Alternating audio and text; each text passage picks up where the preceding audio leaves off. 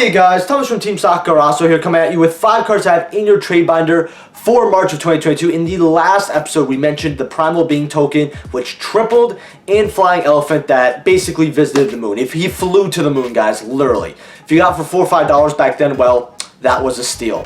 So in this video series, if you guys are brand new, we introduced you guys 5 cards that are going to go up over time. I explain why in detail. So if you're from my Mark watches, this is definitely the series from you. If you're buying any of these 5 cards off TCG Player that I'm about to mention, please use my affiliate link down in the description below. Helps out the channel to no additional cost to you.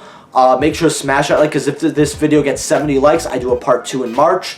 We're almost at 2,100 subscribers. I think we're like 2 or 3 off. So if you're not subscribed, hopefully today's day earn your subscription and consider being a YouTube channel member. And we're going to get right into this one. So the first card that I actually have for you guys here is Solemn Scolding. Now you guys may have heard of this in passing, of the ignored Solemn card, but I'm going to tell you guys why it's good. Essentially, if this is the only set card in your spell or trap zone, when a monster will be summoned or a spell, trap, or monster effect is activated, you pay 3,000 life points to negate the summon or activation, and if you do, destroy that monster. Now the reason why this is good essentially is because it covers the basis of a lot of cards. Say Solemn Judgment, which is half your life points, does cover summon, spell, and trap, but does not cover monster effect. So this does that, covers all that plus whatever monsters your opponent has for basically 1,000 life points lower, because when you activate Solemn Judgment, you tend to activate half your life points in order to activate. This is a solid 3,000. And a lot of people are playing this because sometimes if there's not enough room to play like 3 strike, 3 judgment, people play this card instead in order to cover more.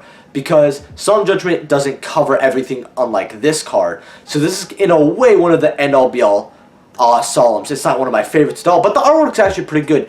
Now, this card hasn't seen a reprint in years at this point, and originals from the new challengers are only $7, but they quickly climbed to $13, $14.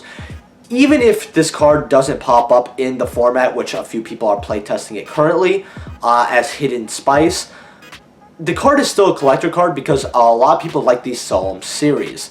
You know, Solemn Judgment, Solemn Warning, you know, Solemn Strike. They also like cards like Forbidden Scripture, which really, it's a great card on paper, not like the cardboard paper, but you know, on the drawing board, let's just say, but on paper or in play, whatever way you want to see it, not that great. But this card has 2 reasons it could go up, and honestly, I will get your copies while you can.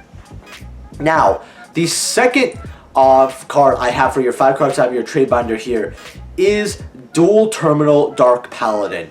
Now, lightly plates start at 18, near mint start about $23 to $24 here. Now, the reason why I'm telling you guys to grab this is because we're getting Hidden Arsenal Chapter 1, and that lowered the prices of a lot of DT cards. And when people finally realized that, hey, this new set's baloney, the DT doesn't look like it all, you know, why did I sell my DT cards? Why didn't I pick up DT cards when they were, you know, very cheap? Now you know. I think DT cards are very cheap for what they are, and people should take advantage of a lot of them. And Dark Paladin is one of these cards because not only is it a hard to grab version since we only have a limited amount of DT cards, but Dark Paladin is a card when it comes to holographic forms of any kind.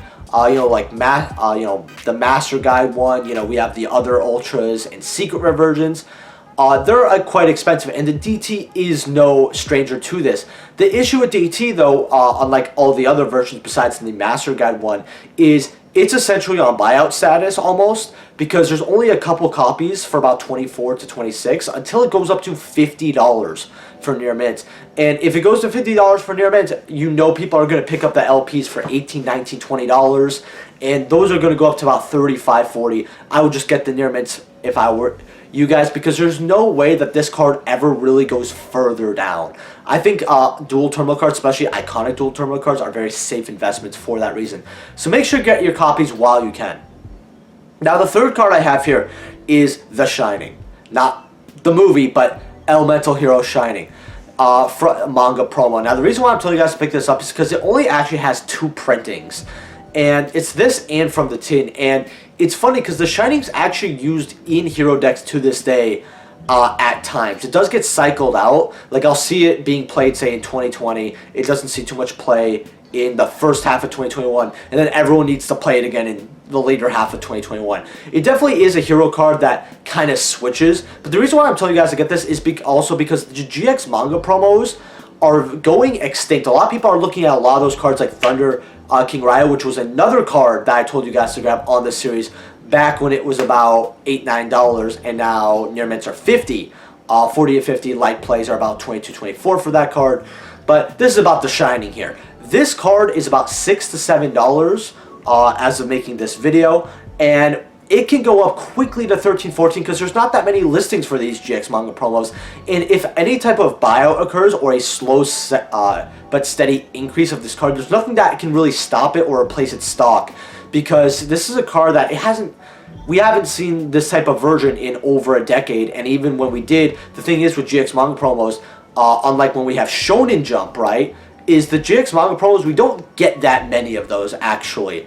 And I think that's why they make sure not to make those cards crazy busted, or make sure to put the better cards in Shonen Jump so that they could avoid some type of issue with that. But that's just me, you know, guessing here. I would get yours while you can. It also says hero in it, so you guys know it's very collectible.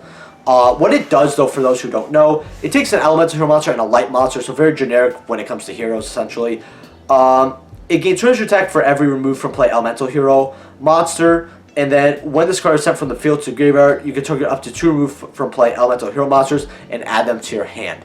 So that's actually quite good, and with DPE running around, this card has a bit more of a beat stick to it. I think that this card could definitely go up to double digits very soon, and I would probably... So the fourth card I have here is actually a bit of a cheat because it's 5 cards I have in a trade binder, not 6. But I've never actually had a market watch where I would recommend both versions of a card, and that is actually Blue Eyes Jet Dragon. Now I'm going to be talking about the Secret Rare, I'm going to be talking about the Starlight Rare.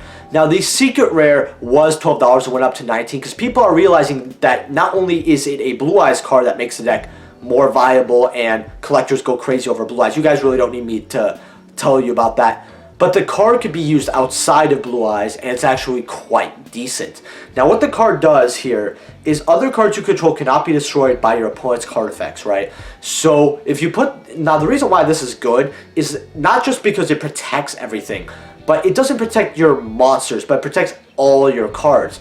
Meaning that if you could get this out on the board, whatever field spells you have, or spell traps, or floodgates you have, they're protected, right? To give you an example here, a lot of people might want to play, say, you know, Summon Limit, right? That's a floodgate example. There's also Rivalry goes in, right? There's quite a bit of floodgates that we have, and there's no real way to protect them. Because if there was, the cards would be very busted, right? If your opponent has the Lightning Storm, or your opponent has the Cyclone, right, or they draw into the out, that's basically a wrap. With this card, it protects all those cards. So I could see this card being teched into certain decks that need to keep their floodgates alive. But overall, at least the card has potential outside of Blue Eyes. Now, Blue Eyes, what else this does is, what's called? You can only activate this when you have Blue Eyes in your field or graveyard. If cards on the field are destroyed by battle or card effect, you can special summon this card from the graveyard. So if they end up dealing with this in some way, shape, or form, or whatever happens, you get to special summon this from the graveyard, right? Or the hand. So if you know, yes, you can foolish it and do all that, but if you happen to draw into it, you don't have to really force yourself to dump it. You could just have it in your hand. But at the start of the damage step, if this card battles, you can target one card your opponent controls, return it to the hand. So it does target, but it is a bounce and not a destruction, which tends to be a lot better, at least in the current state of Yu-Gi-Oh! So not only is this card really good overall as, you know, a card that can protect a lot of cards in other decks, but in Blue Eyes it really does help because it's essentially a free, you know, extender that protects all your cards even more.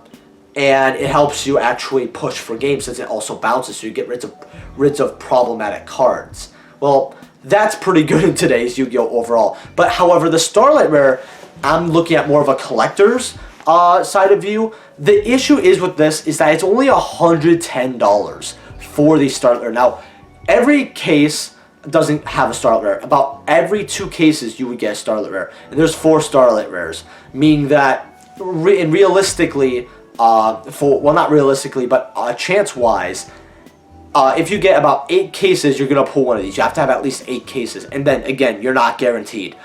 Starter rares are $110, $120 for this being a Blue Eyes card that could be very collectible. I think this card could honestly hit up to 200s very easily, up to 300s. I would personally, if you're looking to buy Starlight or invest about $100 into a card roughly, I think the Starlight is your best bet. And I would highly recommend it. Now, the last card that I have for your 5 cards that have your trade binder here is actually Beatdown. And this is a Shonen Jump promo. This is actually for Speed Duels. Now, this is the only holo version of Beatdown, at least at the making of this video. Has Kaiba on it, so it's a little collectible. But the reason why I'm telling you guys to grab this is because I don't think Speed Duels is going to have many Shonen Jump promos. This might be one of the only few Shonen Jump promos that are related to Speed Duels. Now, what this card does is if you control a level 5 or higher monster, you can activate the skill that all monsters you currently control gain 300 attack for each level 5 monster you control. At the end, you flip it over like a lot of other cards like that. So it's not overall a bad card, especially for beginning play Speed Duels, because eventually, if Speed Duels keeps going on, they're going to have older formats for Speed Duels, especially with how cheap the cards are currently right now. Now, the reason why I'm mentioning this card, you guys to get this card, is because while it's actually used, they're quite cheap now. They're only about $9 to $10. They quickly go up to 16, but they quickly go up after that to 35, 40. This card doesn't even have 2 pages to its name, and I think this card could get bought out at any second.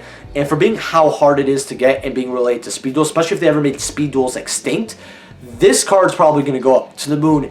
And I think that Speed Duels is, a format in Yu-Gi-Oh! Where we have to realize that it's not going to go on forever, and it could get kicked at any moment. I don't think it's going to get completely retired by Konami anytime soon, but I could see that definitely in the future if we don't get these numbers up a lot more. They even gave out Speed Duel 1 again in a desperation to get players to play this. So I would make sure to get your copies while you can.